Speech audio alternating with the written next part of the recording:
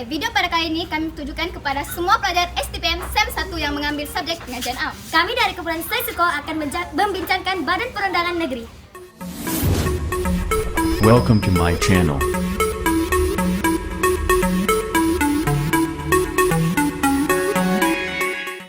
Saya selaku Ketua Kumpulan Aisyah Nazura dan sahabat saya Musdalifah binti Abdul Salam. Oke, Badan Perundangan Negeri terdiri daripada dua komponen. Yang pertama ialah Ketua Negeri dan kedua ialah Dewan Perundangan Negeri. Di Malaysia terdapat 13 buah Badan Perundangan Negeri, yaitu di semua negeri kecuali wilayah persekutuan seperti wilayah persekutuan Kuala Lumpur, wilayah persekutuan Putrajaya dan wilayah persekutuan Labuan. Ketua Negeri merupakan raja, sultan yang dipertuan besar atau yang dipertuan negeri. Ini merupakan komponen dalam Dewan Perundangan Negeri, tetapi mereka tidak mengambil bahagian dalam persidangan Dewan Undangan Negeri. Terdapat 4 tugas Ketua Negeri dalam Dewan Perundangan Negeri. Yang pertama, merasmikan atau memberi titah diraja ataupun ucapan ketika pembukaan peresmian penggal di Dewan Undangan Negeri. Yang kedua, memanggil persidangan Dewan Undangan Negeri dan tidak membolehkan tempo persidangan melebihi 6 bulan. Yang ketiga, menangguhkan persidangan Dewan Undangan Negeri. Dan yang terakhir sekali ialah membubarkan Dewan Undangan Negeri. Fungsi Dewan Undangan Negeri. Terdapat 4 fungsi Dewan Undangan Negeri. Yang pertama ialah forum untuk membahaskan dasar-dasar kerajaan dan hal-hal rakyat negeri. Yang kedua, untuk membahaskan titah ucapan diraja, belanjawan negeri dan rang undang-undang. Yang ketiga, untuk meluluskan atau menolak sebarang rang undang-undang. Yang keempat ialah untuk memindah undang-undang negeri atau perlembagaan negeri. Oke, sekarang kita akan membincangkan apakah keistimewaan Dewan Undangan Negeri. Terdapat 3 keistimewaan Dewan Undangan Negeri. Yang pertama ialah sebarang prosiding dalam Dewan Undangan Negeri tidak boleh dipersoalkan dalam mahkamah.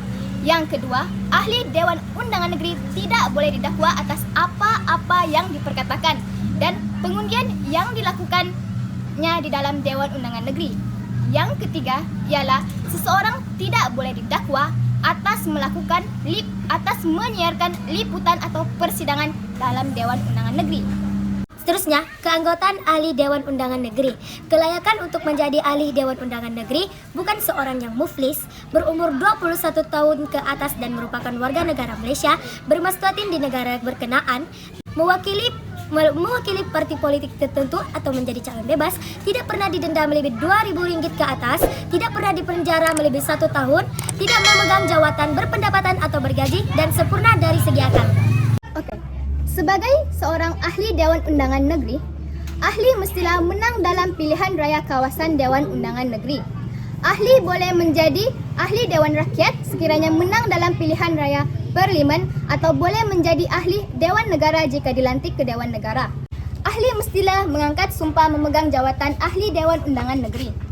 Ahli juga mesti menghantar penyata akon perbelanjaan kempen pilihan raya kepada Suruhanjaya pilihan raya dalam tempoh 30 hari dan tidak boleh melebihi RM100,000. Ahli juga mestilah warga negara Malaysia dan tidak memperolehi kewarganegaraan asing. Ahli juga dilarang untuk bertanding dalam kawasan Dewan Undangan Negerinya dalam tempoh 5 tahun sekiranya meletak jawatan. Seterusnya, prosedur penggubalan undang-undang dalam Dewan Undangan Negeri. Terdapat 8 prosedur penggubalan undang-undang dalam Dewan Undangan Negeri. Yang pertama, draft undang-undang, dokumen usul disediakan oleh penasihat undang-undang negeri, kelulusan Majlis Mesyuarat Kerajaan Negeri dan Kabinet. Seterusnya, bacaan pertama. Seterusnya, bacaan kedua, kelulusan Dewan Sekamar atau Tunggal. Seterusnya, peringkat jawatan kuasa. Seterusnya, bacaan ketiga, kelulusan Dewan Sekamar atau Tunggal. Seterusnya, perkenaan yang dipertuas Sultan dan Negeri. Dan ada sekali, ordinan enakmen berkuat kuasa. Oke, seterusnya ialah tahap-tahap penggubalan undang-undang di Dewan Undangan Negeri. Yang pertama ialah bacaan pertama. Bacaan pertama merupakan hanya satu formaliti. Ketua Menteri, Menteri Besar, Ahli Exco yang akan membacakan tajuk rang undang-undang dan tiada perbahasan yang akan berlaku pada tahap ini. Peringkat jawatan kuasa. Pada tahap ini, rang undang-undang akan dirujuk kepada jawatan kuasa khas atau jawatan kuasa seluruh Dewan. Rang undang-undang akan dibincangkan dengan lebih terperinci dan berhak untuk mengubah suai atau memindahkan rang undang-undang tersebut. Bacaan ketiga, dibahas lagi jika perlu, mengundi semula untuk meluluskan rang undang-undang. Seterusnya, perkenaan Raja, Sultan, yang di Pertuan Besar dan yang di Pertuan Negeri harus memberi perkenaannya. Undang-undang itu dianggap lulus selepas 30 hari dibentangkan kepada mereka. Yang di Pertuan Negeri tidak berhak menangguh atau menolak sebarang undang-undang. Seterusnya, peringkat diwartakan. Enactment dan ordinan di Sarawak dicetak dan dimasukkan ke dalam warta kerajaan. Tarik penguatkuasaan biasanya pada hari enactment ordinan itu diwartakan. Namun begitu boleh dilaksanakan mengikut tarik yang ditetapkan. Akhir sekali, terdapat 4 info yang dapat kita kupas. Pertama sekali, akta. Akta merupakan undang-undang lulusan parlimen pada tahun 1959 sehingga kini. Seterusnya, enactment. Enactment merupakan undang-undang lulusan Dewan Undangan Negeri bagi negeri-negeri di Semenanjung. Ordinen. Ordinen ialah undang-undang yang diluluskan oleh Parlimen pada tahun 1948 sehingga 1959. Ordinen juga merupakan undang-undang persekutuan yang diluluskan oleh Yang di-Pertuan Agong semasa darurat dan merupakan undang-undang yang diluluskan oleh Dewan Undangan Negeri Sabah dan Sarawak.